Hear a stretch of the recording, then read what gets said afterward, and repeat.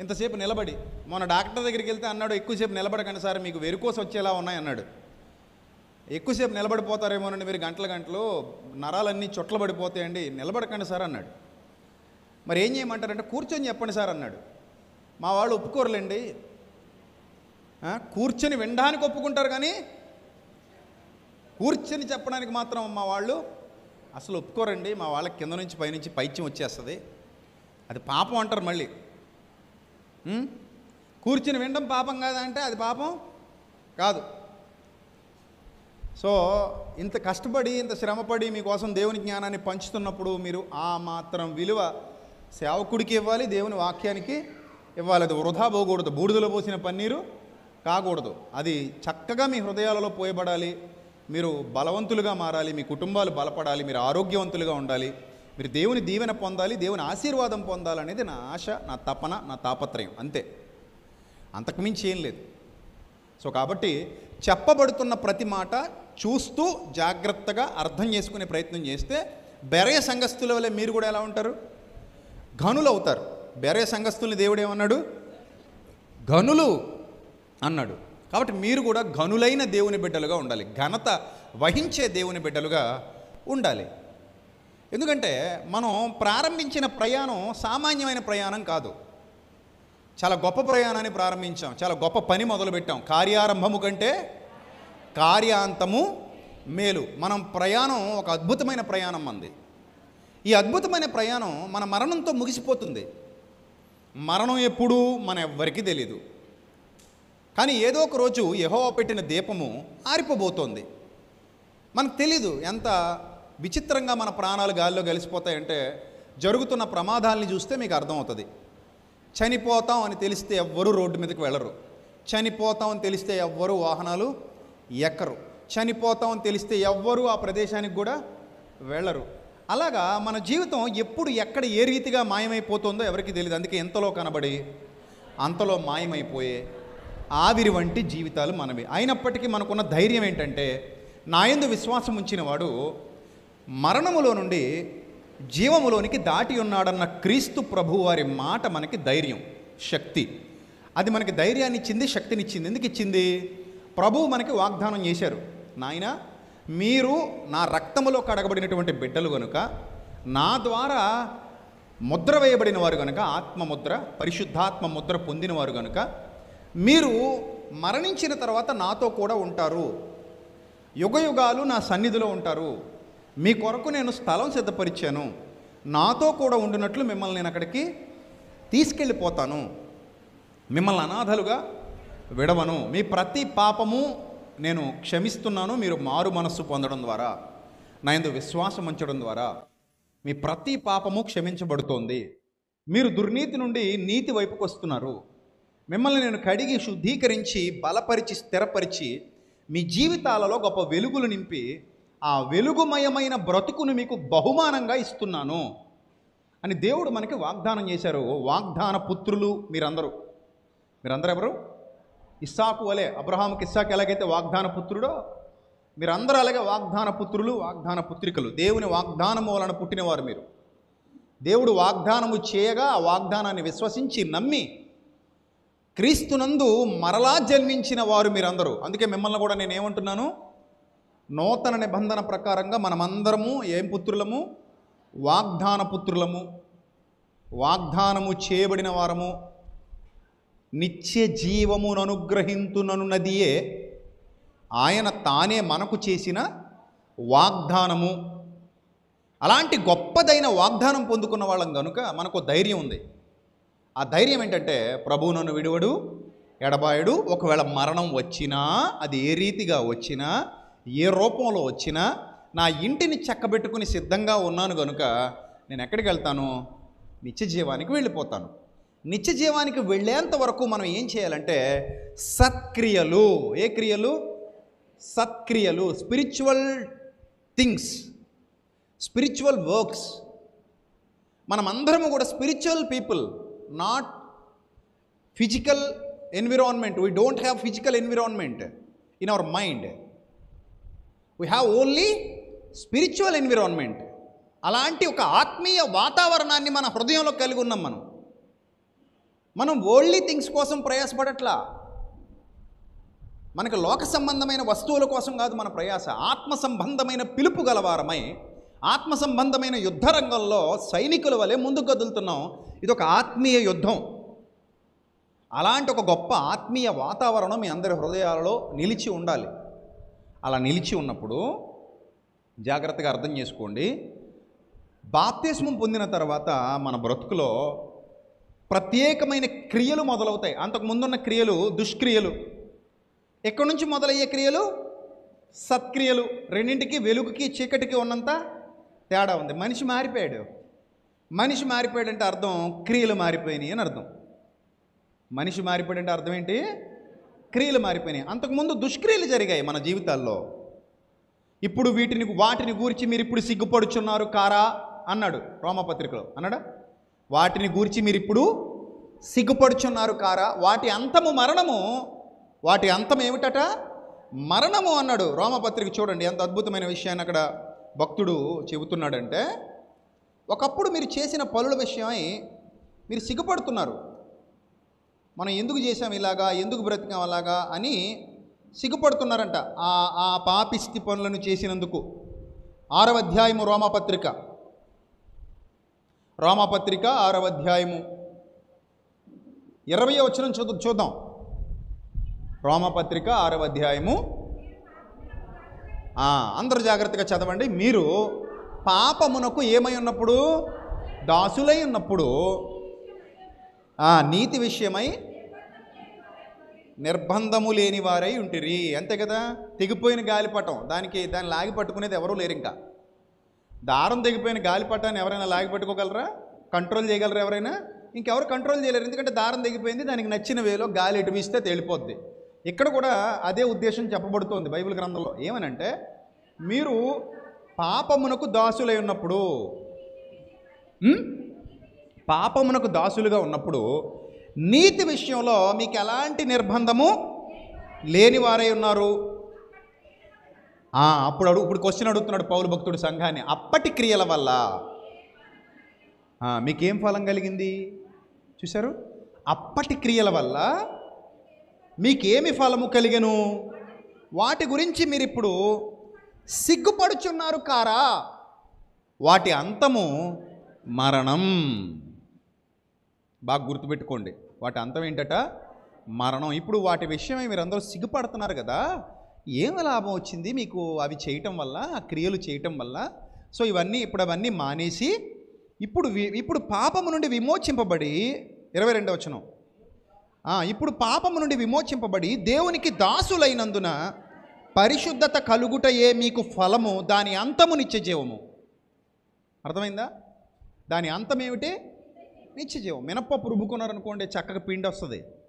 దాంతో మీరు గారెలు వేసుకోవచ్చు, బూరెలు వేసుకోవచ్చు, ఇడ్లీలు వండుకోవచ్చు, ఇంకేమైనా వండుకోవచ్చు. అదే రుబ్బురోల్లో మట్టి గడ్డి వేసి రుబ్బుతున్నారనుకోండి, ఎంతసేపు రుబ్బినా మీకు ఆ మట్టి గడ్డి మెత్తగా నలిగి ఏమవుతుంది? చివరికి మినప్పిండి వస్తుందా? అలా కాదండి. ఇదే రుబ్బు రోట్లో మినుములేసి రుబ్బితే మినప్పిండి వస్తుంది కదా అంటే, మినుములేసి రుబ్బితే వస్తుంది అదే రుబ్బు రోట్లో. కానీ నువ్వు గడ్డి మట్టి వేసి రుబ్బితే మినప్పిండి రాదు కదా. ఇదే శరీరం. నువ్వు ఏ క్రియలు చేస్తే ఆ ఫలితం వస్తుంది. నువ్వు చేసే క్రియలు ఏమిటి అనేది ముందు ఆలోచించుకో. ఏ క్రియలు చేయడానికి సిద్ధపడుతున్నావు? శరీరం ఇదే, ఏం మారదు. రుబ్బులో అదే. కానీ అందులో ఏం వేసి రుబ్బుతున్నావు? లైక్ గ్రైండర్ అనుకో. ఇప్పుడు ఎవరు రుబ్బురోలు వాడట్లేదు కదా. గ్రైండర్, ఆ గ్రైండర్లో ఏం వేసి రుబ్బుతున్నావు? ఆ ఫలితం వస్తుంది నీకు. వాటి అంతము మరణం కదా. మరి వీటి ఫలితం ఏమిటి? నిత్యజీవం. అంటే ఒక క్రియ మనకు ఫలితాన్ని ఇస్తుందని చెప్తున్నాడు ఇక్కడ. ఒక క్రియ మనకేమిస్తుంది? ఫలితాన్ని ఇస్తుంది. సత్క్రియ చేసావా? సత్ఫలితం. దుష్క్రియ చేసావా? దుష్ఫలితం. చక్కగా ఉంది చూడండి బైబిల్. నువ్వు సత్క్రియ చేసావనుకో, సత్క్రియ ఆరంభించావనుకో, మీలో ఈ సత్క్రియ ఆరంభించినవాడు అన్నాడు బైబిల్ గ్రంథంలో. మీలో ఈ సత్క్రియను ఆరంభించినవాడు అని వ్రాయబడింది. నిజమే, మనలో సత్క్రియలు ప్రారంభించింది పరిశుద్ధాత్ముడు. ఆయన వచ్చాక మన బ్రతుకులో సత్క్రియలు ప్రారంభమయ్యాయి. ఆయన రానంత వరకు మన బ్రతుకు నిండా ఏ క్రియలు ఉన్నాయి? దుష్క్రియలే ఉన్నాయి. దుష్క్రియలు. చెడ్డ వాసన వచ్చేదనమాట నీ క్రియలలో నుండి, దుర్వాసన. సువాసన లేదు మన బ్రతుకులో. ఎప్పుడైతే పరిశుద్ధాత్ముడు మన హృదయంలోకి వచ్చాడో, ప్రభువుకు మన బ్రతుకులో చోటిచ్చామో, మన బ్రతుకులో నుండి సువాసన బయటకు వస్తుంది. నిత్య జీవార్థమైన ఫలము కోసుకుంటున్నాం మనం. అలాంటి పనుల్లో వాటా తీసుకుంటున్నాం మనం. అలాంటి పనుల్లో పాలిభాగం తీసుకుంటున్నాం మనం. మంచి పనులకు నిర్ణయింపబడిన వారం మనం. దేవుని పనులకు నిర్ణయింపబడిన వారం మనం. సత్యము కొరకు నిలబడిన వారము, నిర్ణయింపబడిన వారం మనం. అదే చేస్తాం. చావైనా బ్రతుకైనా నా జీవితం అంతా దేనికోసం? సత్యం కోసం అనే సమర్పణ, తీర్మానం. నా సమర్పణ మారదు, నా తీర్మానం మారదు, నా భక్తి జీవితం మారదు. నేను చచ్చిపోవాలంతే. నేను చచ్చిపోయేదాకా నా తీర్మానం గట్టిగా నిలబడి ఉంటుంది, నిలిచి ఉంటుంది. నా తీర్మానం ఇదే: నేను దేవుని కొరకు బ్రతకాలి, నేను దేవుని చిత్తాన్ని జరిగించాలి, నేను దేవుని మార్గంలో నడవాలి. నా ఊపిరి ఆగిపోయేంత వరకు ఈ శరీరంలో దేవుని కార్యాలు జరగాలి, సత్కార్యాలు జరగాలి. అందుకోసం నిర్ణయింపబడినది ఈ దేహం, అందుకోసం నియమింపబడినది ఈ దేహం. ఇది సమర్పణ అంటే. సమర్పణ జీవితం భక్తి జీవితంలో ఒక బలమైన సమర్పణ. ఇది పౌలు భక్తుడు సంఘానికి నేర్పిస్తున్నాడు. నాయనా, మీరు బలమైన సమర్పణ కలిగి ఉండండి భక్తి జీవితంలో. ఎప్పుడైతే మీరు బలమైన సమర్పణ కలిగి ఉంటారో సత్క్రియలు వస్తాయి బయటికి. కమిట్మెంట్, అర్థమైందా? తీవ్రమైన కమిట్మెంట్ ఉండాలి. నేను ఇలా చెయ్యాలి అనే నిర్ణయం, నేను ఇలా ఉండాలి అనే నిర్ణయం, నేను ఇలా సాగాలి అనే నిర్ణయం, నేను ఇలా నడవాలి అనే నిర్ణయం. అది ఎంత తీవ్రంగా ఉంటే మన ఫలితాలు అంత సత్ఫలితాలు. అది ఎంత వీక్గా ఉంటే మన ఫలితాలు అంత దుష్ఫలితాలు. దుష్ఫలితాలు రావడానికి మనం ప్రయాసపడట్లేదు. మరి దేనికోసం ప్రయాసపడుతున్నాం? సత్ఫలితాల కోసం ప్రయాసపడుతున్నాం. సత్ఫలితాలు కావాలి మన బ్రతుకులో.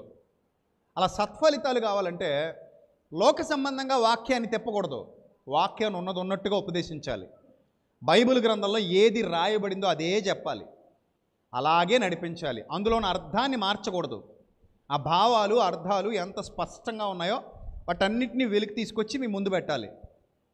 అప్పుడు ఆ ఎసెన్స్ మీలోనికి వెళ్తుంది. కాబట్టి మీరు కొంత నేర్చుకుని అలా పోతపోయబడి మీరు ఒక సమర్పణ కలిగిన వ్యక్తిగా మారుతారు. అసలు మనందరి లక్ష్యం ఏమిటో తెలుసా? గత వారం చెప్పాను, మనందరి లక్ష్యం క్రీస్తు వలె ఉండుటకు మనం అన్ని విషయములలో ఎదుగుదాము. అన్ని విషయములలోనా, కొన్ని విషయములలోనా? ఏమా, క్రీస్తు వలె అన్ని విషయాల్లోనా, కొన్ని విషయాల్లోనా? అన్ని విషయాల్లో. అన్ని విషయాలంటే ఆయన చేసిన పనులని కాదు, ఆయనలో ఉన్న ఎసెన్స్. ఆయన సిలువేయబడ్డాడు కాబట్టి నువ్వు సిలువేయబడాలని కాదు. నువ్వు సిలువేయబడాలి, అది వేరే ఆత్మీయ అర్థం ఉంటుంది దానికి కదా. ఆయన ఏ క్యారెక్టర్ కలిగి ఉన్నాడో ఆ క్యారెక్టర్ని మన మీదకి తెచ్చుకోవడం, అది శిష్యత్వము. అంటే శిష్యత్వము. యేసుక్రీస్తు ప్రభు వారి శిష్యుడితను, ఈమె యేసుక్రీస్తు ప్రభు వారి శిష్యురాలు. ఆయన శిష్యురాలు ఎలా ఉంటుంది? ఆయనలా ఉంటుంది. ఆయన శిష్యుడు ఎలా ఉంటాడు? ఆయనలా ఉంటాడు. ఆ శిష్యత్వాన్ని సంపాదించుకోవడానికి ప్రభువుని నమ్ముకున్నాం మనం. ప్రభు దగ్గరికి వచ్చాం. ప్రభు కూడా అందుకే మనకు వాగ్దానం చేశారు, నాయన నువ్వు నా శిష్యుడివైతే నాతో కూడా ఉంటావు, నువ్వు నా శిష్యురాలివైతే నాతో కూడా ఉంటావు. మరి నా శిష్యుడు కాకపోతే, నా శిష్యురాలు కాకపోతే నాతో ఉండవు. మరి నాతో ఉండాలంటే ఖచ్చితంగా నువ్వు నా క్రియలు ప్రాక్టీస్ చేయాలి. ఏం ప్రాక్టీస్ చేయాలి? నా క్రియలన్నీ సత్క్రియలు. దుష్క్రియలు ఉన్నాయా యేసుప్రభు వారి జీవితంలో ఎప్పుడైనా? ఉన్నాయా? లేవు, ఉండవు. ఆయన పరిశుద్ధుడు, పవిత్రుడు, నిర్దోషి, నిష్కల్మషుడు, పాపులలో చేరక ప్రత్యేకముగా ఉన్నవాడు. ఇది క్రైస్తవ్యం అంటే. నువ్వు తీవ్రమైన తీర్మానం తీసుకుంటే ఇందులోకి అడుగు పెట్టాలి. ప్రభు, నేను తీర్మానం తీసేసుకున్నాను, ఇక మీదట నా మట్టుకైతే బ్రతుకుట క్రీస్తు, చావైతే లాభము అని నినదిస్తూ నేను సీరియస్గా భక్తి జీవితాన్ని స్టార్ట్ చేశా. ఇప్పుడు కార్యారంభము మొదలైంది. ఏ ఆరంభము? కార్యారంభము. నన్ను అడిగితే సత్కార్యారంభము అంటాను. ఏ ఆరంభము? ఏ ఆరంభము? సత్కార్యారంభము. అంటే సత్కార్యాలకు పునాది మొదలుపెట్టాం. ఇక మీదట అన్నీ ఏం జరుగుతాయి? ఈ ఈ ఈ ఘటంలో ఏం జరుగుతాయి? ఈ ఘటంలో ఏం జరుగుతాయి? సత్కార్యాలే జరుగుతాయి. ఈ ఘటంలో అన్ని సత్కార్యాలు జరుగుతాయి. ఈ ఘటము సత్కార్యముల కొరకు నిర్ణయింపబడిన ఘటము. మీ దేహము సజీవమైన మందిరము, దేవుని మందిరము. ఇక మీదట ఈ మందిరం ఎవరిది అంటే, మీరు మీ సొత్తు కారు విలువ పెట్టి కొనబడిన వారు. అర్థమైందా? మీరు మీ సొత్తు కారు విలువ పెట్టి కొనబడిన వారు కనుక మీ దేహముతో దేవుణ్ణి ఏం చేయమన్నాడమ్మా? మీ దేహంతో దేవుణ్ణి ఏం చేయమన్నాడు? మహిమపరచండి అన్నాడు. అంటే మనందరి దేహాలు ఎవరి మహిమ కొరకు? ఇది క్రైస్తవ భక్తి జీవితంలో తీవ్రమైన ప్రమాణం. క్రైస్తవ భక్తి జీవితంలో ఒక తీవ్రమైన ప్రమాణం ఏమిటంటే, మనందరి దేహాలు దేని కొరకు? దేవుని కొరకు అనే తీవ్రమైన ప్రమాణం మన భక్తి జీవితంలో ఉంది. ఇప్పుడు సత్కార్యాలు అంటే ఏమిటి అంటే, యేసు ప్రభువు ఏవైతే నీకు ఆజ్ఞాపించాడో, బైబిల్ గ్రంథం ఏదైతే నీకు బోధిస్తోందో అవన్నీ సత్కార్యాలు. అందులో మొదటిది, సత్కార్యాలలో మొదటిది సత్యమందు ప్రతిష్ఠ చేయబడుట. యోహాను సువార్త 17:17. యోహాను సువార్త 17:17 చదవండి. సత్యమందు వారిని ప్రతిష్ఠ చేయము, నీ వాక్యమే సత్యము. ఉందా?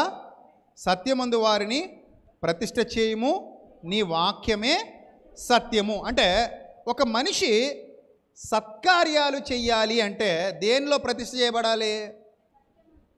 దేంట్లో? సత్యంలో. సత్యంలో ప్రతిష్ఠ కాకుండా ఏ కార్యాలు జరగవమ్మా? సత్యంలో ప్రతిష్ఠ కాకుండా ఏ కార్యాలు జరగవు? సత్కార్యాలు జరగవు. సత్కార్యాలు జరగాలి అంటే సత్యమందు ప్రతిష్ఠ చెయ్యబడాలి. అప్పుడు సత్యాన్ని వెతకాలి, సత్యాన్ని సంపాదించుకోవాలి, సత్యాన్ని లోపల దాచుకోవాలి, సత్యాన్ని హృదయంలో భద్రం చేసుకోవాలి, సత్యం కొరకు పరిగెత్తాలి. ప్రతిరోజు శరీరానికి నిద్ర అవసరం. నిద్ర తక్కువైతే తొందరగా చచ్చిపోతారు. ప్రతిరోజు శరీరానికి మంచి పౌష్టికాహారం అవసరం. పౌష్టికాహారం తక్కువైతే వ్యాధుల బారిన పడి త్వరగా చచ్చిపోతారు. అర్థమైందా? అలాగే ప్రతి ఆత్మకు సత్యం అవసరం. సత్యం తక్కువైనా, అసత్యం లోపలికి వచ్చినా మనిషి చచ్చిపోతాడు. కాబట్టి సత్యమందు వారిని ప్రతిష్ఠ చేయుము, నీ వాక్యమే సత్యము. నీ వాక్యమే సత్యము. ఇప్పుడు మిమ్మల్ని మీరు పరీక్షించుకోండి. నా బ్రతుకులో సత్కార్యాలు జరగట్లేదు బ్రదర్ అన్నారనుకో ఎవరైనా, సత్యం తక్కువైపోయింది బ్రదర్ నీకు. అంతే. నీ బ్రతుకులో సత్కార్యాలు ఎందుకు జరగట్లేదు? సత్యం తక్కువైపోయింది. సత్యం సంపూర్ణంగా నీ హృదయంలో ఉంటే సత్కార్యాలు జరుగుతాయి జరగవా? జరుగుతాయి జరగవా? జరుగుతాయి. సత్యం ఉన్నవాని జీవితంలో, సత్యం ఉన్నవాని హృదయంలో సత్కార్యాలు జరుగుతాయి. సత్యం ఎవరి జీవితంలో అయితే తక్కువైపోయిందో వాని జీవితంలో సత్కార్యాలు జరగవు. కమిట్మెంట్ ఎప్పుడు వస్తుంది? వాక్యం లోపలికి వెళ్ళినప్పుడు. వాక్యం చదువుతున్నప్పుడు, వాక్యం మనతో మాట్లాడుతుంటే, నాకు ఈ పని చేయాలి, ఆ పని చేయాలి, అలా చేయాలి, ఇలా చేయాలి, సంఘంతో పాటు నేను కలిసిపోవాలి, సంఘం అంటే నా శరీరమే కాబట్టి నేను పనికిరాని అవయవంగా ఉండకూడదు, పనికొచ్చే అవయవంగా ఉండాలి, అందరితో పాటు కలిసి నేను పని చేయాలి, అందరితో పాటు కలిసి నేను బతకాలి, అందరితో పాటు కలిసే నేను ముందుకెళ్ళాలి. ఈ భావాలన్నీ ఎప్పుడు వస్తాయంటే సత్యమందు ప్రతిష్ఠ చేయబడ్డప్పుడు వస్తాయి. సత్యాన్ని ఎక్కువ వింటే వస్తాయి, సత్యంలో కొనసాగితే వస్తాయి. కానీ మనం ఎలాంటి మనస్తత్వం కొందరిలో కనబడుతుందంటే, వాక్యం ఇంపార్టెంటా కాదా అంటే ఇంపార్టెంట్ అంటారు. మరి ఈరోజు మనం ఎక్కడికి వెళ్ళాలి అంటే ఏమంటారు?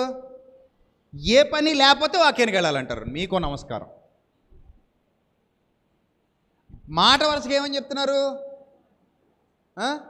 వాక్యం ఇంపార్టెంట్. మరి ఈరోజు వెళ్దామా దేవుని సన్నిధి కంటే ఏమంటాం అంటే, ఏమి పనులు లేకపోతే ఖాళీగా ఉంటే వెళ్దాం. దీనికంటే ఇంపార్టెంట్ పని ఏదైనా ఉంటే, తోటికోళ్ళ కూతురు పెళ్ళి జీవితాంతం దెప్పి పొడుస్తుందంట. ఏమనంట? పెళ్ళికి రాలేదని. అసలు నువ్వు బలమైన ముద్ర వేయలేదన్నమాట ఆవిడ దృష్టిలో. నువ్వు చచ్చిపోయినా నేను ఆదివారం దేవుని సన్నిధిలో ఉంటానని చెప్పలేదన్నమాట నువ్వు.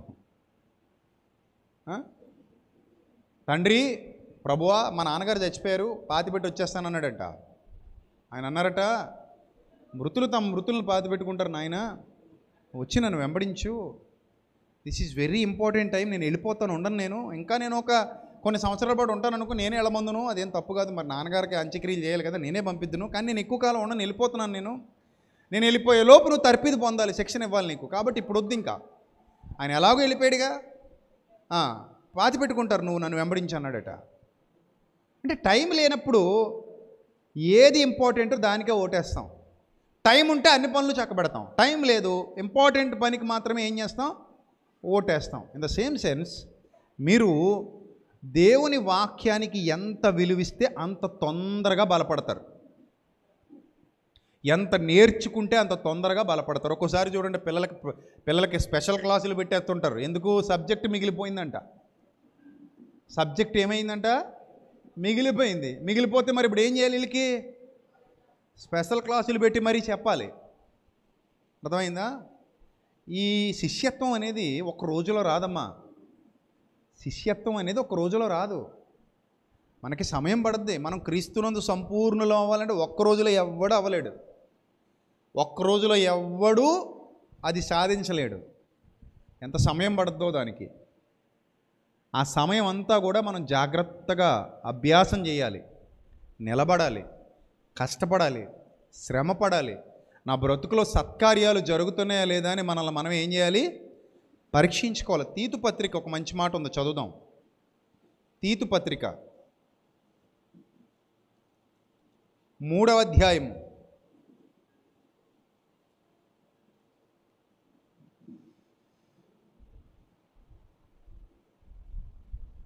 3వ అధ్యాయం 3వ వచనం నుంచి చదువుదాం. ఎందుకనగా మనమందరము కూడా మునుపు, మనము అన్నాడంటే పౌలు గారిని కలుపుకున్నాడా లేదా? ఏమ్మా, పౌలు గారు తనను కలుపుకున్నాడా? మనము మునుపు అంటే గతంలో అని అర్థం. గతంలో మనం ఎవరో మంచోళ్ళమేం కాదు.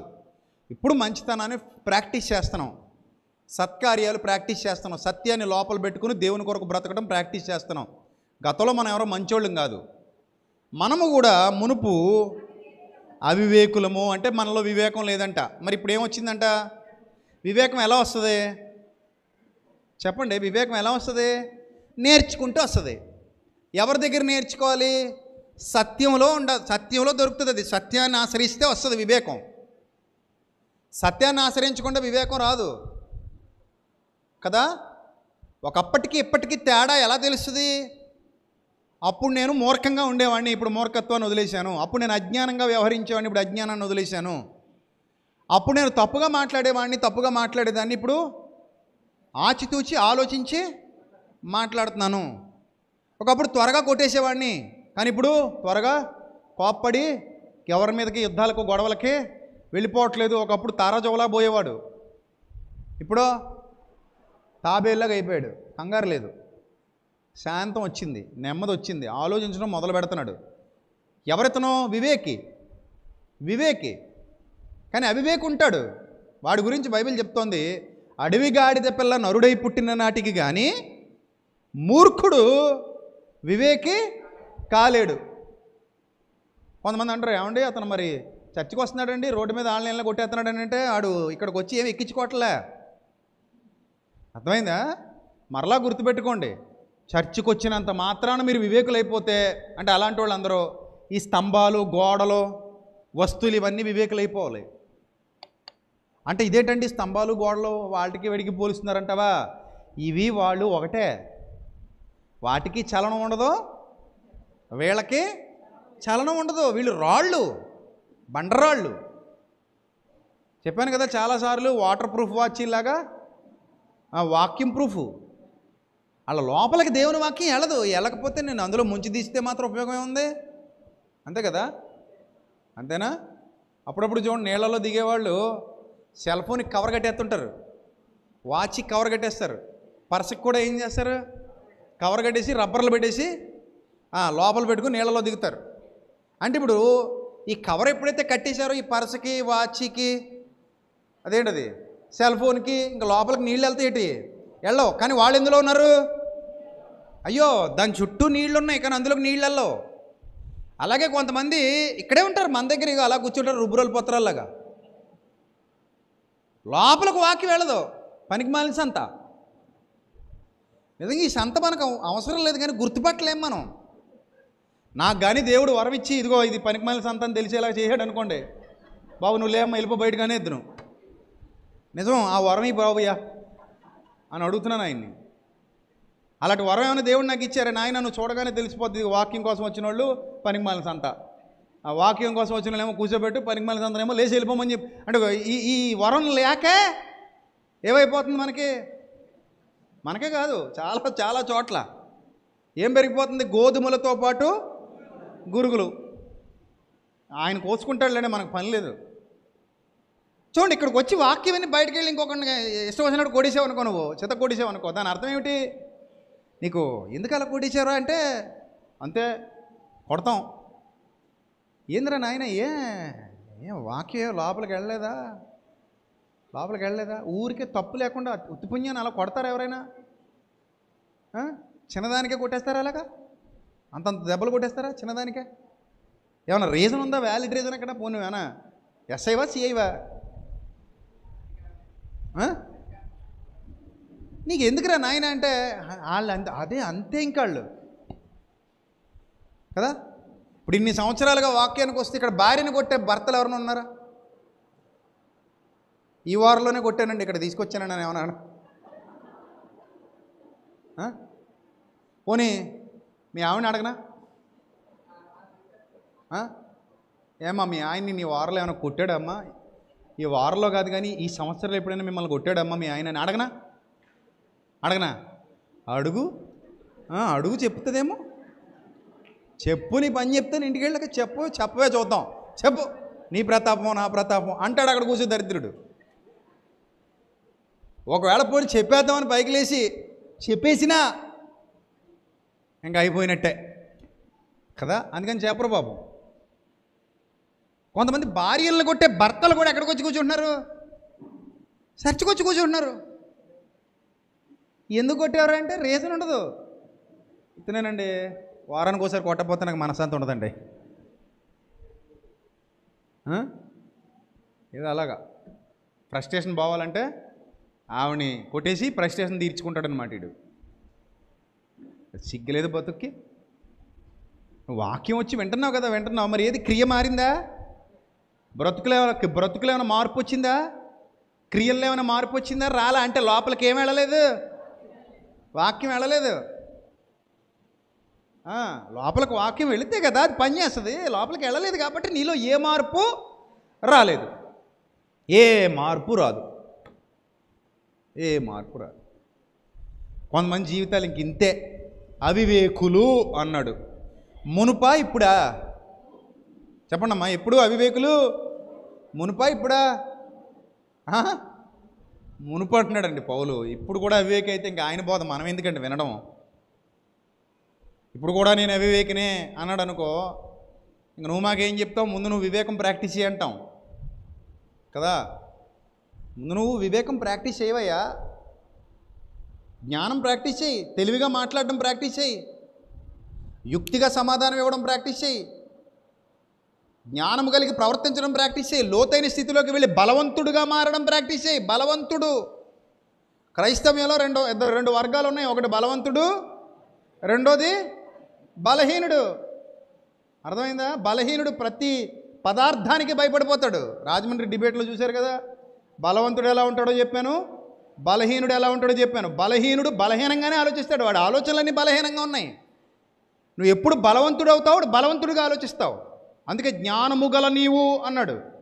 జ్ఞానము లేని వాడి కొరకు ఆలోచించు.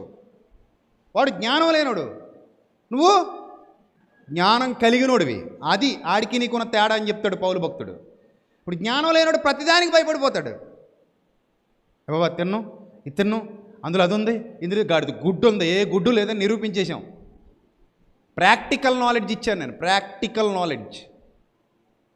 అర్థమైందా? ఈ ప్రాక్టికల్ నాలెడ్జ్ కాదనేవాడు ఎవడున్నాడు? అందుకే ఆ రోజే చూపిస్తాం, ఇదిగో ఇందులో తీరా ఏదో ఇందులో నిషిద్ధమైంది ఏదో తీగలడు ఎవడైనా? ఎవడు తీయలేడు. ఏదో మనిషి మాట మీద బేసే బతకాలి జీవితాంతం. నీకు నువ్వుగా గుర్తించలేవు దాన్ని. ఇప్పుడు నా చేతికి సిగరెట్ ఇచ్చారనుకోండి, ఇది సిగరెట్ నేను కాల్చనని చెప్తాను. నా చేతికి మందు బాటిల్ ఇచ్చారనుకోండి, ఇది మందు బాటిల్ నేను తాగనని చెప్తాను. అలాగే నీ చేతికి ఏదైనా అట్టిపండు ఇచ్చారనుకో, అమ్మో ఇది అపవిత్రమైన అట్టిపండు నేను తిన్నాను, ఇది పవిత్రమైన అట్టిపండు ఇది తింటాను, దమ్ముందా నీ దగ్గర చెప్పగలిగే దమ్ము లేదు. ఎవడొచ్చి చెప్పినా నువ్వు నమ్మేయాలి. ఇంకప్పుడు అంటే ఇప్పుడు ఆడ అబద్ధం చెప్పినా నువ్వు నమ్మాలి, ఆడ నిజం చెప్పినా నమ్మాలి. ఇంకా అర్థమైందా? ఇక్కడున్న బస్తాల బియ్యం మొత్తం అపవిత్రమైనవి అన్నాడు అనుకోవాడు, నువ్వు నమ్మి అసలు బియ్యం తినడం మానే. అదొక్కటే నీ క్రైటీరియా. నువ్వు స్టాండ్ అయిందే దాని మీద. ఇంకా నీకంటూ ఓన్గా గుర్తించగలిగే సామర్థ్యం ఎక్కడ ఉండేసింది లేదు. ఆడు చెప్పిందని నమ్మాలి నువ్వు. అప్పుడు నువ్వు జ్ఞానవంతుడివా, బలవంతుడివా, బలహీనుడివా? అర్థమైందా?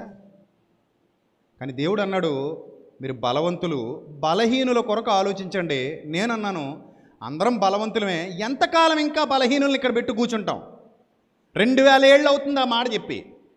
2000 ఏళ్ళుగా ఇంకా బలహీనులు ఉంటూనే ఉన్నారంటే సిగ్గుపడాలి, బలవంతులుగా మార్చలేకపోయినందుకు. అందుకే తిమోతి పత్రికలు అంటాడు, మీరు తినాలనుకున్న ఏ ఆహార పదార్థమైనా సరే ప్రార్థనతో అదేమవుతుంది? పవిత్రపరచబడుతుంది. ప్రార్థనకు అసాధ్యమైనది ఏది లేదు. సమస్త పదార్థాలు మన తండ్రివి. ఎవడ అబ్బు సొత్తు లేదు ఇక్కడ. లేదు నేను ఫోటోకి భయపడతాను, చివరికి ఇంట్లో వాళ్ళు ఫోటోలు కూడా భయపడతానంటే సిగ్గుపడు, నువ్వు బలహీనుడివి. బొమ్మలకు భయపడతాను, ఫోటోలకు భయపడతాను, వాటికి భయపడతాను, వీటికి భయపడు, నువ్వు బలహీనుడు, భయపడు. బలవంతుడు భయపడ్డా. బలవంతుడు ఎలా ఉంటాడు? ధైర్యంగా ఉంటాడు. ధైర్యంగా ఉంటాడు, ధైర్యాన్నే పంచుతాడు, ధైర్యవంతులుగా నిలబెడతాడు. ఇది జీవితకాలం అంతా ఆడి చెప్పిన మాటలకి ఈడి చెప్పిన మాటలకి నువ్వు వణుకుపోతూ ఉండాలి. ఇంకా బియ్యం కొట్టుకడికి వెళ్తావు, ఈ బియ్యం అన్నీ అపవిత్రమైనవి అంటాడు, నువ్వు ఇంక కొనుక్కోకూడదు. హోటల్ కాడికి వెళ్తావు, ఇవన్నీ అపవిత్రమైనవి అంటాడు, నువ్వు తినకూడదు. ఎందుకంటే నీ క్రైటీరియా అది, నీ బేస్మెంటే అది. ఆడి మాట మీద నీ బతుకు ఆధారపడిందో నువ్వు ఒప్పుకుంటున్నావు. అప్పుడు వాడు నిన్ను ఆట ఆడించేస్తాడు. అవునా కదా? ఇంకా అంతకు మించి నీ దగ్గర ఉన్న శక్తి ఉందా? పోనీ లేదు లేదు, ఇది అపవిత్రమైంది కాదు, నాకు తెలిసిపోయింది, నా దగ్గర సెన్సార్ ఉంది, నేను స్కాన్ చేసేయగలను అని చెప్పగలవా? స్కానర్ ఉంది నా దగ్గర అని చెప్పగలవా? నీకే ఏ స్కానర్ లేదు. అందుకే లోతైన సత్యాన్ని లోతుగానే ఆలోచించాలి. బలవంతుడు బలవంతుడే, బలహీనుడు బలహీనుడే. బలవంతుడు రూలు వేరు, బలహీనుడి రూలు వేరు. ఈ సత్యం అర్థమైన వాడు ధన్యుడు. లేదు లేదు లేదంటావా? మరి నువ్వు రావాలి బయటికి, వచ్చి చూపించాలి, ఇది అపవిత్రమైనది, ఇది అపవిత్రమైనది, అది పవిత్రమైనది, ఇది పవిత్రమైనది అని నువ్వు చూడగానే ఏం చేయాలి? చెప్పేయాలి. నీ వల్ల అవ్వదు, ఈ జన్మకు అవ్వదు, ఇంకో జన్మ నీకు లేదన్న సంగతి నీకు తెలుసు. అర్థమైందా? సో కాబట్టి మనం అవివేకులుగా ఉండకూడదు. ఎలా ఉండాలమ్మా? దినదినం గడిచే కొలది వివేకులు అవ్వాలి. బైబిల్ గ్రంథం అదే బోధించింది. ఒకప్పుడు పేతురు గారికి దర్శనం రాక మునుపు అపవిత్రమైన ఆహార పదార్థాలు తినకూడదని ఇశ్రాయేలీలు అందరూ నేర్చుకున్నారు. అప్పటికి అది రూల్. అది ఆ వచనాలు పట్టుకుని ఆటాడించేసేవారు, అందరినీ భయపెట్టేసేవారు అనమాట. మన ఇశ్రాయేలీలు మనం అది తినకూడదు, ఇది తినకూడదు, అది తినకూడదు, ఇది తినకూడదని. ఎప్పుడైతే పేతురు గారికి దర్శనం వచ్చేసిందో ప్రభు అన్నాడు, అన్నీ తినే అన్నాడు దర్శనంలో. ప్రభు నిషిద్ధమైనవి నేను ఎప్పుడు తినలేదు ప్రభు అన్నాడు పేతురు. అంటే ఆ భావజాలలో నుంచే వచ్చాడు కాబట్టి. కానీ ప్రభు అన్నాడు, దేవుడు పవిత్రము చేసిన వాటిని నీవు అపవిత్రమని చెప్పడానికి వీలు లేదు, నువ్వు తినే పేతురు అన్నాడు. ఇప్పుడు అప్పటి వరకు బలహీనుడు పేతురు, ఇప్పుడు పేతురుని దేవుడు ఏం చేస్తున్నాడు? బలవంతుణ్ణి చేస్తున్నాడు. అప్పటి వరకు పదార్థం తినకూడదని భయపడిన పేతురు ఈరోజు అంటున్నాడు, సమస్త పదార్థాలు దేవునివే, ఒక్కడే దేవుడు సమస్తానికి సృష్టికర్త, ఆ ఒక్కడే దేవుడు తప్ప మరొకడు లేడు. ఆకాశ మహాకాశాలకు సృష్టికర్త ఒకడే. నేటికి భూమి పండుతోందంటే సాతాను వల్ల పండట్లేదు, మరి ఎవరి వల్ల పండుతోంది? దేవుని వల్ల పండుతుంది. ప్రతి గింజ మీద నా తండ్రి ముద్ర ఉంది, దాన్ని ఎవడో కాపీ చేయలేడు. చివరికి ఇంకో క్వశ్చన్ కూడా అడిగాను నేను మిమ్మల్ని, మీకు కూడా చెప్పాను. సాతాను చేత అపవిత్రపరచబడిన మనల్నే దేవుడు ఏం చేశాడు? పవిత్రపరిచి పడేశాడు. ఒకప్పుడు సాతాను ఉండేవాడు మనలో, అలాంటి మనల్నే తన ఆత్మ వలన ఏం చేశాడు? పవిత్రపరిచాడు, ఆహార పదార్థాలని పవిత్రపరచలేడా? అందుకే ఏమన్నాడు, మీరు తినేటప్పుడు ఏది తిన్నా కూడా ఏం చేసుకుని తినమంటున్నాడు? ప్రార్థన చేసుకుని తినమండి. ఉందా బైబిల్లో లేదా? తిమోతి పత్రిక 4వ అధ్యాయం 4వ వచనం. తిమోతి పత్రిక 4వ అధ్యాయం 4వ వచనం. దేవుడు సృజించిన ప్రతి వస్తువు మంచిది, ఆహార వస్తువు అయితే. ఆహార వస్తువుల గురించి మాట్లాడుతున్నాడు ఇక్కడ. మళ్ళీ నువ్వు గన్నేరు పప్పు మంచిదా, పెడతకంత పప్పు మంచిదే అనుకో. ఇక్కడ మాట్లాడుతుంది ఏ వస్తువుల గురించి?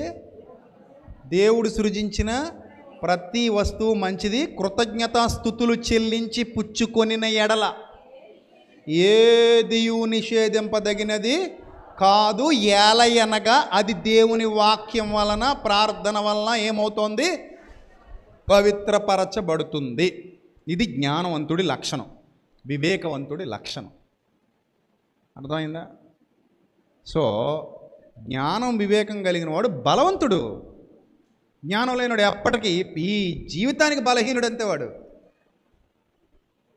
ఎన్ని నాటకాలు ఉంటాయంటే కొంతమంది హృదయాల్లో.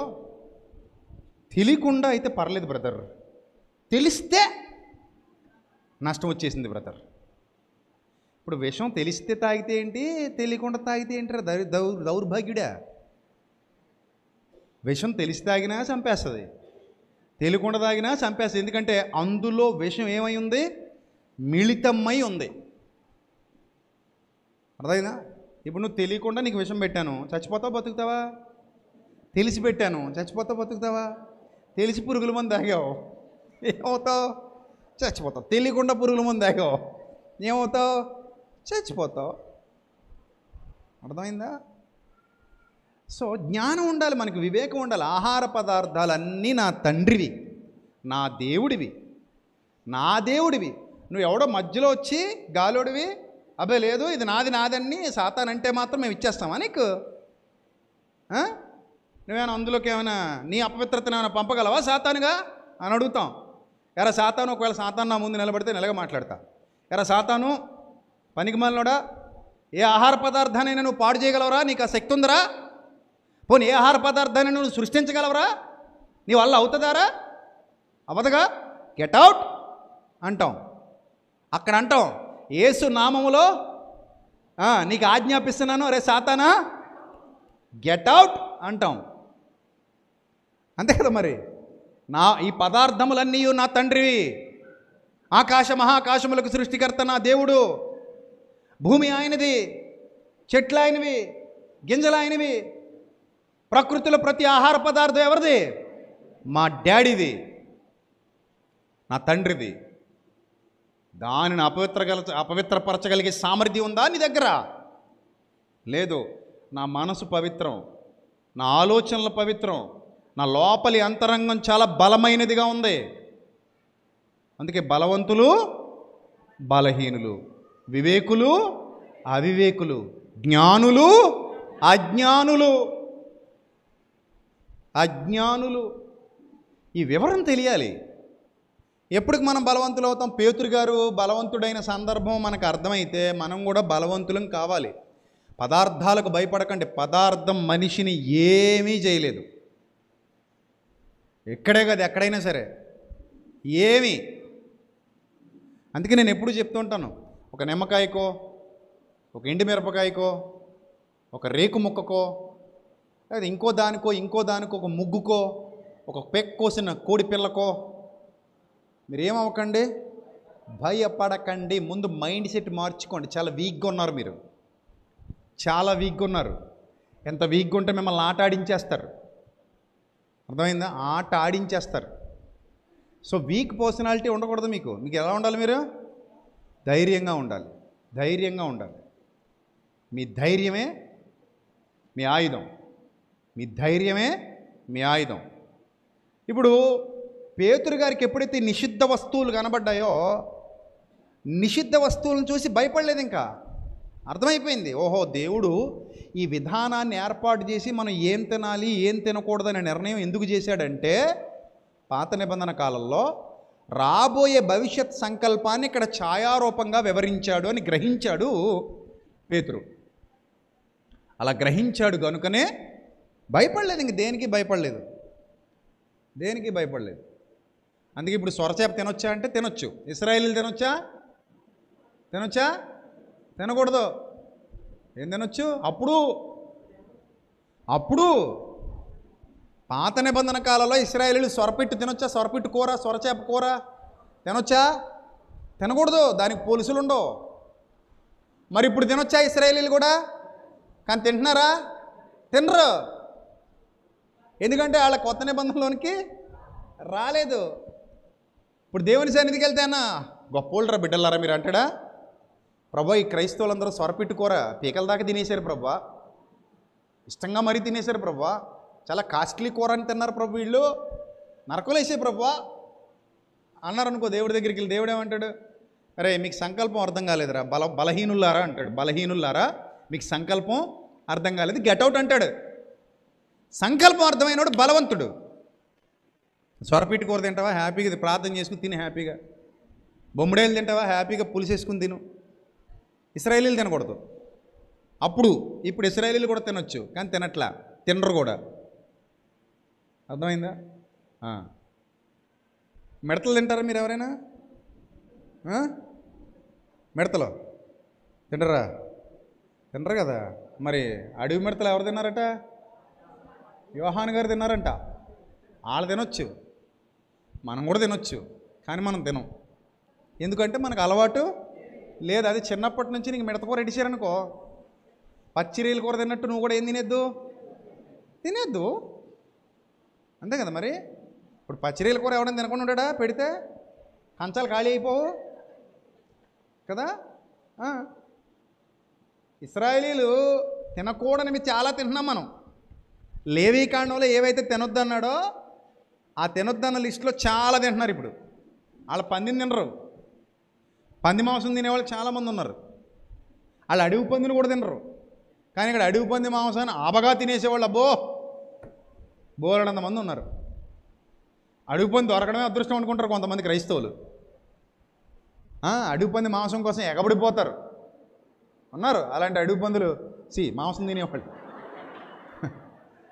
మాంసం తినేవాళ్ళు ఉన్నారు. సరే ఆపితే అంతా అర్థం మారిపోతుందో. కొన్ని కంటిన్యూ చేసేయాలి, మధ్యలో ఆపకూడదు.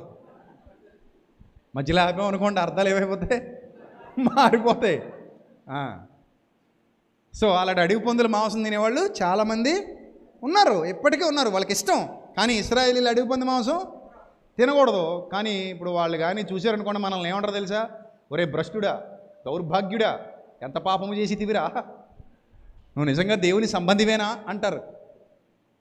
నువ్వు బొమ్మిడేలు తిన్నా, అడవి పంది తిన్నా, సొరచేప తిన్నా, ఇంక ఇత్యాది ఉన్నాయి కొన్ని.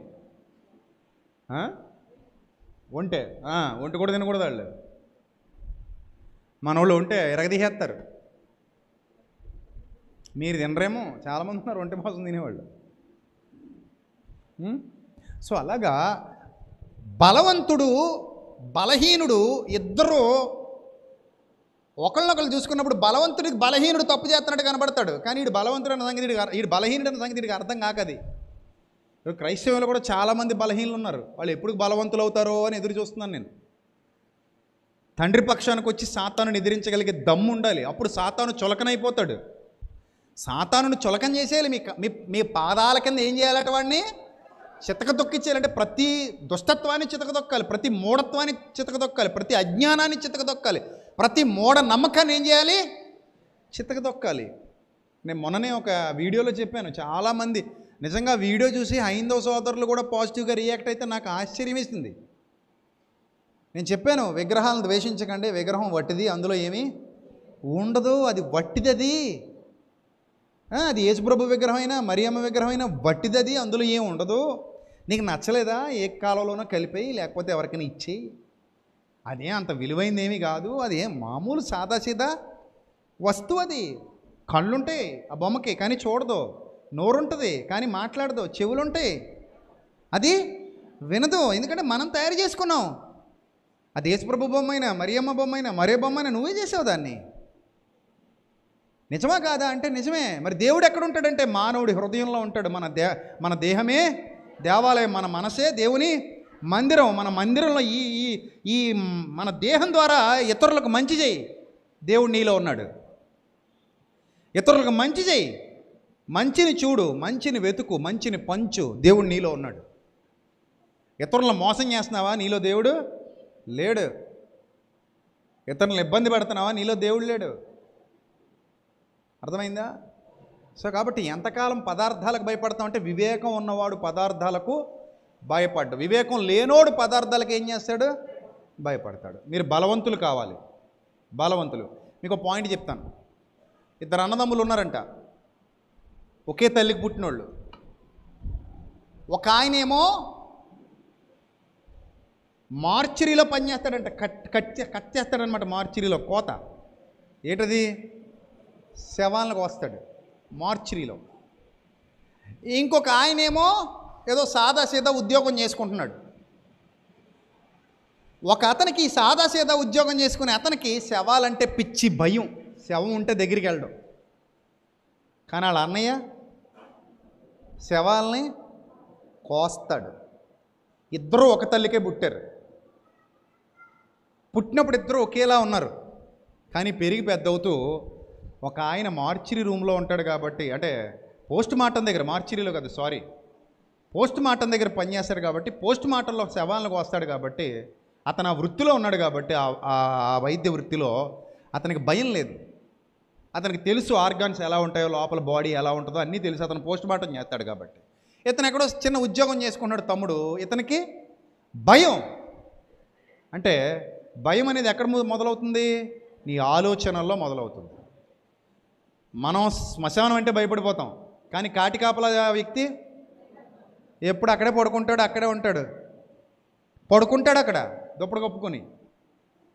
మనం రాత్రిపూట అక్కడికి వెళ్ళడానికి భయపడతాం, అతన్ని చూసి కూడా భయపడతాం. కర్మ ఎందుకు, అక్కడ పడుకుంటాడు కాబట్టి అట. దెయ్యాలన్నీ వచ్చి ఎవరి మీద ఉంటాయట, ఎవరు దౌర్భాగ్యులారు. అతనికి ఫ్యామిలీ ఉంటుంది, పిల్లలు ఉంటారు. అతను ఆ పని చేసుకుంటూనే పిల్లల్ని ఏం చేస్తాడు, పోషించుకుంటాడు, కాల్చేవాడు. కాబట్టి జ్ఞానం వివేకం ఉంటే మొత్తం ఎక్కడ పెట్టుకున్నాం మనం, ఇక్కడ పెట్టుకున్నాం చెత్త అంతా. ఆ చెత్త బయటికి తీసేస్తే మనం ధైర్యవంతులం అయిపోతాం, వివేకవంతులం అయిపోతాం. అందుకే మునుపు అవివేకులు మీరు, ఇప్పుడు అవివేకులా కాదు, ఇప్పుడు సత్కార్యాలు చేయడానికి నిర్ణయింపబడిన వారు మీరందరూ. చదవండి. మునుపు అవిధేయులము, తీతు పత్రిక 3:3, మోసపోయిన వారమును నానా విధములైన దురాశలకు భోగములకు దాసులమై ఉండి దుష్టత్వమునందు కాలము గడుపుచు, దుష్టత్వమునందు అసూయందు కాలము గడుపుచు అసహ్యులమై ఒకరినొకడు ద్వేషించుచు ఉంటిమి. ఇప్పుడు ఏమయ్యాం, జ్ఞానవంతులమయ్యాం. ఇప్పుడు ఏమయ్యాం, వివేకవంతులమయ్యాం. ఇప్పుడు సత్యమందు ప్రతిష్ఠ చేయబడ్డాం కనుక మన హృదయంలో సత్యం పోయబడుతోంది కనుక బలవంతులం అవుతున్నాం. ఏమవుతున్నాం, బలవంతుడు భయపడ్డావు. మళ్ళీ చెప్తున్నా, వివేకవంతుడు భయపడ్డావు. దేనికి భయపడ్డావు? మీరందరూ బలవంతులు కావాలి. నా ప్రియ చెల్లెమ్మలు, తమ్ముడు, అక్కలు, అన్నలు అందరూ కూడా, ఇక్కడున్న సంఘం అంతటికి చెప్తున్నా, మీరందరూ బలవంతులు కావాలి. మీరందరూ బలవంతులు కావాలి. మీలో ఎవ్వరూ బలహీనులుగా ఉండడానికి వీలు లేదు. అర్థమైందా? మన రక్షకుడైన దేవుని యొక్క దయయు మానవుల ఎడల ఆయనకున్న ప్రేమయు ప్రత్యక్షమైనప్పుడు మనము నీతిని అనుసరించి చేసిన క్రియల మూలముగా కాక తన కనికరము చొప్పుననే పునర్జన్మ సంబంధమైన స్నానము ద్వారా పరిశుద్ధాత్మ మనకు నూతన స్వభావము కలుగజేయుట ద్వారా మనలను రక్షించెను. పరిశుద్ధాత్మ మనకి ఇప్పుడు ఏ స్వభావం కలుగజేశారు? నూతన స్వభావము. లోపల ఏమొచ్చిందమ్మా? నూతన స్వభావము. అప్పటి వరకు ఉన్న భావం ఏదైతే ఉందో అది మారిపోయింది. ఇప్పుడు నూతన స్వభావము పరిశుద్ధాత్ముడు మనకి కలుగజేశారు. నూతన స్వభావము. ఇప్పుడు నీలో ఉన్న ఆ పాత జబ్బులన్నీ చచ్చిపోయినాయి, ఆ పాత వ్యాధి చచ్చిపోయింది, ఆ పాత రోగాలు చచ్చిపోయాయి, ఆ పాతదంతా తీసివేయబడింది. సరికొత్త రూపం పోతపోయబడింది నీలో పరిశుద్ధాత్మ వలన. అర్థమైందా? ఒక పరిశుద్ధాత్మ ఆకారం నీ లోపలికి వచ్చింది. ఇప్పుడు నీ స్వభావం మారింది. సత్క్రియలు ఉంటాయి, దుష్క్రియలు ఉండవు ఇంకా నీ బ్రతుకులో. దేవుని పనే ఉంటుంది నీ బ్రతుకులో, దేవుని ఆలోచనే ఉంటుంది. వాక్యం కోసం పరిగెడతావు, వాక్యం వింటావు, వాక్యం నేర్చుకుంటావు, వాక్యంలో బలపడతావు, వాక్యానుసారమైన జీవితాన్ని జీవిస్తావు. వాక్యం కొరకు ఆరాటపడతావు, వాక్యం కొరకు ప్రయాసపడతావు, వాక్యాన్ని పంచటానికి ఇష్టపడతావు. అది చాలా పవిత్రమైన పనిగా భావిస్తావు. అందుకే సువార్త ప్రకటించవలసిన భారము నా మీద మోపబడి ఉన్నది. అయ్యో, సువార్తను ప్రకటింపకపోయిన ఎడల నాకు శ్రమ. ఇది మనందరి బాధ్యత. రొట్టె ద్రాక్షరసం తీసుకుంటున్న ప్రతి ఒక్కరు సువార్త పనిలో వాడబడాలి, సువార్త పనికి సహకారులుగా నిలబడాలి, సువార్త సత్యము కొరకు పని చేయాలి, ప్రయాసపడాలి, కష్టపడాలి. అన్ని విషయాలలో మీరు పాలిభాగం తీసుకోవాలి. That is our responsibility. దాటిపోకూడని మాట అది, త్రోసివేయకూడని ఆజ్ఞ, త్రోసివేయకూడని ఆజ్ఞ. నేను నా తండ్రి పనుల మీద ఉండాలి, నా తండ్రి చిత్తాన్ని నా సామర్థ్యం మేరకు జరిగించాలి. నా సామర్థ్యం కొలది నా తండ్రి పనిలో నేను కష్టపడాలి. లేకపోతే భావితరాలకు ఏమందదు? జ్ఞానం అందదు. జ్ఞానం అందకపోతే వాళ్ళందరూ ఏమైపోతారు? మోసపోతారు, మాయలోకి వెళ్ళిపోతారు. మనం నోరు విప్పామా, చాలామంది హృదయాలు కదిలిపోవాలి. నోరు విప్పామా, మన స్వరం బయటికి వెళ్తుందా, హృదయాల్లో గుచ్చుకుపోవాలి బాణాల్లాగా. మతం, జాతి, కులం, ప్రాంతం చూడకూడదు. దేవుడి మాట ఎసెన్స్ వెళ్ళిపోద్దంతే, అలాగా కత్తిలాగా. మన అంతకు ముందు వారం చెప్పాను కదా, రెఫరెన్స్ కాదు, ఏం కావాలి? ఎసెన్స్. రెఫరెన్స్ ఇవ్వకపోయినా పర్లేదు, ఏం ఇవ్వాలి? ఎసెన్స్ వెళ్ళిపోవాలి బయటికి. అర్థమైందా? సీసాలోంచి మందు బయటికి తీసిన తర్వాత ఆ మందు కాకుండా పోద్దా? లేకపోతే మీ సింబల్ కనబడితేనే మందు అవుద్దా? చెప్పండి. సీసాలో కొంత గ్లాసులో పోసాం, పట్టుకెళ్ళి ఎవరికి ఇచ్చాం? దగ్గు వస్తున్నవాడికి ఇచ్చాం. దగ్గు తగ్గడానికి మందు ఇచ్చాం, అంతే. సీసా బొమ్మ కనబడకపోయినా సరుకు అదే. ఇక్కడ రెఫరెన్స్ కాదు, ఏది ముఖ్యం? ఎసెన్స్. ఎసెన్స్ వెళ్ళిపోవాలి వాళ్ళ హృదయాల్లోకి. అప్పుడు పగిలిపోతాయి, సాతాను కట్టిన కోటలు పగిలిపోతాయి, సాతాను కట్టిన అబద్ధపు మందిరాలు పగిలిపోతాయి. నిజమైన దేవాలయం హృదయంలో స్థిరపరచబడుతుంది. మనం సత్క్రియలు చేస్తే జరిగేది అది. అందుకే దేవుడు అందరినీ పనిలో పెట్టాడు. అందరినీ. బాప్తిస్మం పొందిన ప్రతి వాడికి ఏముందమ్మా? పని ఉంది. నా పని లేదని తప్పించుకున్నావా, నువ్వు దేవుడికి లెక్క చెప్పాలి.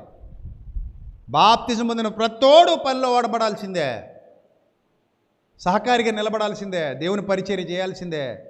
నువ్వు చచ్చేంత వరకు ఈ సత్య సువార్తను ఇతరులకు అందించడంలో సహకరించాల్సిందే, ప్రయాసపడాల్సిందే. ఎందుకు? దాని వలన భావితరాలకు సత్యం నిజమే కదా. మన ముందటి తరాల్లో ఎంతోమంది కష్టపడబట్టే కదా మన దాకా ఏమొచ్చింది? చెప్పండి, ఏమొచ్చింది? జీవవాక్యం వచ్చింది. మనం ప్రభువుని తెలుసుకోగలిగాం, మన ప్రభు ద్వారా రక్షణ పొందుకున్నాం, ప్రభువులో ఎదుగుతున్నాం, ప్రభువులో వర్ధిల్లుతున్నాం, దేవుణ్ణి అర్థం చేసుకోగలిగాం, దేవుని ప్రేమలో పెంపారుతున్నాం, దేవుని కృపలో వర్ధిల్లుతున్నాం. అర్థమైందా? దేవుడు స్వరక్తం ఇచ్చి సంపాదించిన సంఘము, నిలబడ్డాం ఆ సంఘంలో. అలాంటి సత్యవాక్యమును బట్టి అతిశయించే దేవుని పిల్లలం మనం. కడ వరకు నమ్మకంగా ఇలాగే ఉంటాం, ఇలాగే బ్రతుకుతాం, ఇలాగే వర్ధిల్లుతాం. ఎప్పుడు? సత్యము, సత్క్రియలు. చెప్పండి, రెండు. ఒకటి సత్యము, రెండోది సత్క్రియలు. సత్యం ఉంటే సత్క్రియలు ఉంటాయి, సత్యం లేకపోతే సత్క్రియలు ఉండవు. చదువుతాం తర్వాత. మనం ఆయన కృప వలన, 6వ వచనం ముగించుకుందాం. 6వ వచనం. మనం ఆయన కృప వలన నీతిమంతులమని తీర్చబడి నిత్య జీవమును గూర్చిన నిరీక్షణను బట్టి దానికి వారసులమగుటకై. Wow, wonderful word it is. What a wonderful word it is. ఏమంటున్నాడు అక్కడ? నిత్య జీవమును గూర్చిన నిరీక్షణను బట్టి దానికి వారసులమగుటకై ఆ పరిశుద్ధాత్మను మన రక్షకుడైన యేసుక్రీస్తు ద్వారా ఆయన మన మీద సమృద్ధిగా కుమ్మరించెను. చూసారు? ఆయన మన మీద ఎలా కుమ్మరించెను? సమృద్ధిగా కుమ్మరించెను. ఈ మాట నమ్మదగినది గనుక, 8వ వచనం అందరూ అండర్లైన్ చేసుకోండి. ఈ మాట నమ్మదగినది గనుక దేవుని యందు విశ్వాసం ఉంచిన వారు, అనగా ఎవరు? విశ్వాసులు. మీరందరూ విశ్వాసులేనా కాదా? ఎంతమంది ఉన్నారు ఇక్కడ విశ్వాసులు? చేయి చూపించండి. చేయి చూపించలేని వాళ్ళు మీరు ఒకసారి అలా తీవ్రంగా చూడండి. మరి అంతే కదా, నువ్వు విశ్వాసిని కాదని చెప్తున్నట్టుగా నువ్వు, అవునా కదా? విశ్వాసం అంటే ఎవరు? వినుట వలన విశ్వాసము కలుగును. వినుట క్రీస్తును గూర్చిన మాట వలన కలుగును. మీరందరూ విశ్వాసులు, మీరందరూ విశ్వాసులు. చదవండి. విశ్వాసులు ఈ మాట నమ్మదగినది కనుక దేవుని యందు విశ్వాసం ఉంచిన విశ్వాసులు ఏం చేయాలమ్మా? ఏ క్రియలు? క్రియలు మారినాయే మారలేదా? ఇదివరకు ఏ క్రియలు రోమపత్రికలో చదివాం? దుష్క్రియలు. వాటి గురించి మీరు ఇప్పుడు ఏం పడుతున్నారంట? సిగ్గుపడుచున్నారు కారా, వాటి అంతము మరణము, అంతే కదా. ఇప్పుడు విశ్వాసులు ఏం చేయాలమ్మా?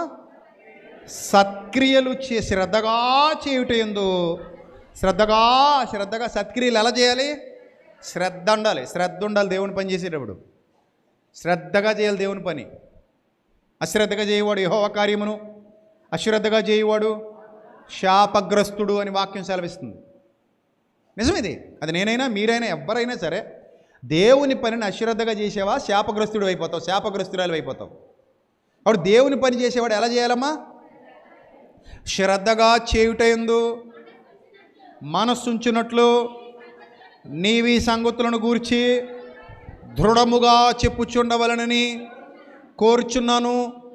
ఇవి మంచివియు మనుష్యులకు ప్రయోజనకరమైనవి అయినవి. ఇవి ఇంపార్టెంట్. ఇప్పుడు సంఘానికి సత్క్రియలు నేర్పించడం ఇంపార్టెంట్. అర్థమైందా? పనికి మాలిన తర్కాలు కాదంట. ఏమంటున్నాడు చూడండి, అవివేక తర్కాలు.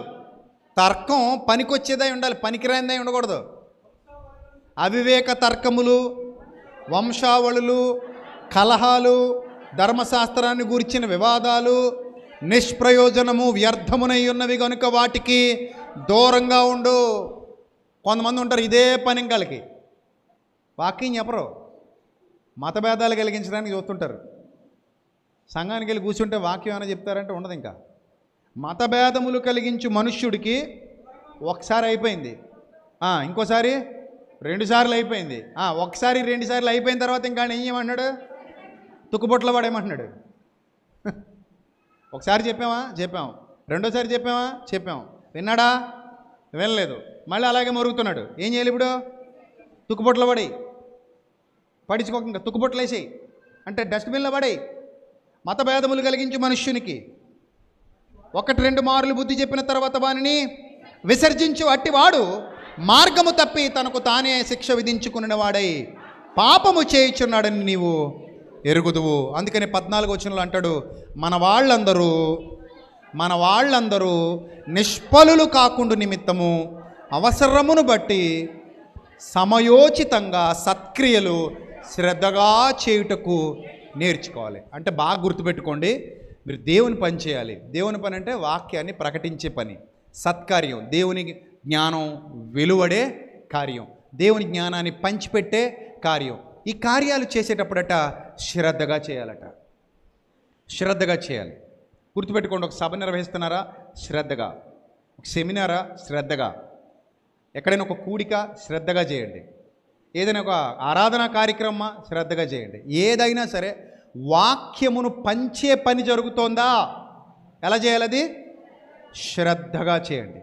అందరూ బాధ్యత తీసుకోండి, అందరూ తలో చెయ్యి వేయండి, అందరి సామర్థ్యాన్ని బట్టి అందరూ కష్టపడండి, అందరూ శ్రమపడండి. అందరూ మెప్పు కోసం ఎవరి వైపు చూడండి? పక్కోళ్ళ వైపా? పాస్టర్ గారి వైపా? సేవకుడి వైపా? సేవకురాలి వైపా? మరి ఎవరి వైపు? నా పని నా తండ్రి చూస్తున్నాడని చేస్తే హ్యాపీగా పని చేయగలుగుతాం. కొంతమంది చూడండి, మనుషులు రాగానే కొనపని తీసేస్తారు. చూస్తున్నారు అందరూ నన్ను పొడుతుంటారు. మనుషులు రాగానే పార తీసేస్తారు. లేకపోతే ఇప్పుడు మనుషుల మాట వదిలేయండి. కొంతమంది ఉంటారు ఇక్కడ, నేను వచ్చాను అనుకోండి గుణపం తీసేస్తారు, నేను వస్తే కత్తి తీసేస్తాడు, నేను వస్తే గరిట పడేసుకుంటాడు, నేను వచ్చేసరికి చీపురు పడేసుకుంటాడు, అది పట్టేసుకుంటారు. ఏమిటి అంటే ఇప్పుడు ఎవరు చూడాలి? ఇప్పుడు ఈడు వచ్చాడు, చూశాడు, చూసావు బాబు, ఇదిగో చూసావా? చూశానమ్మా, చాలా కష్టపడుతున్నావు, చూసావు కదా, ఈసారి వెళ్ళావా? అంతే, అయిపోయింది. నువ్వు పోతే మేము పోతాం అంతే. నువ్వు ఉంటేనే యాక్టింగ్, నువ్వు పోయావనుకో మేము కూడా ఏం చేయం, ఇంక యాక్టింగ్ చేయం. ఇందుకు ఇప్పుడు నేను చూడాలా, దేవుడు చూడాలా? నువ్వు చేసే పని ఎవరు చూడాలి? నేనైనా ఒకసారి చూపు తిప్పుకుంటానేమో కానీ ఆయన చూపు తిప్పుకునేవాడు కాడు. నాకు నీ హృదయ రహస్యాలు తెలియవు. మరి ఎవరికి తెలుసు? దేవుడికి తెలుసు. నేను మహా అయితే నువ్వు బాగా కష్టపడుతున్నట్టు నా కంటికి పడింది అనుకో, నా కంట్లో పడింది అనుకో, పలానా వ్యక్తి చాలా కష్టపడతాడని మైకు ముందు అంటాను అంతే. అది సరిపోద్దా నీకు? మరి ఏం కావాలి? ఎవరు కావాలి? ఎవరి దగ్గర నీకు ప్రయోజనం కలగాలి? దేవుని దగ్గర. అందుకే గుర్తుపెట్టుకోండి, సత్క్రియలు చేయాలి అనే వాక్యం నేను రాసుకొచ్చాను. మీ బైబిల్లో ఉందా? తీతు పత్రికలో 2 చోట్ల చదువుకున్నాం మనం. ఏ వచనాల్లో చదివాము? 8వ వచనం, తీతు పత్రిక 3వ అధ్యాయం 8వ వచనం, అలాగే 14వ వచనం. తీతు పత్రిక 3వ అధ్యాయం 8వ వచనం. ఇక్కడ రాయబడింది క్లియర్గా, ఈ మాట నమ్మదగినది కనుక దేవుని యందు విశ్వాసం ఉంచిన విశ్వాసులందరూ సత్క్రియలు శ్రద్ధగా చేయుటయందు మనసుంచినట్లు నీవి సంగతులను గురించి దృఢముగా చెప్పుచుండవాలని నేను కోరుచున్నాను. ఇది మంచిదంట, నీకు మనుష్యులకు ప్రయోజనకరమైనదిగా ఉంది. నిజమే కదా, మనం దేవుని పని చేస్తేనే కదా అనేక మందికి సత్యం అర్థమవుతుంది.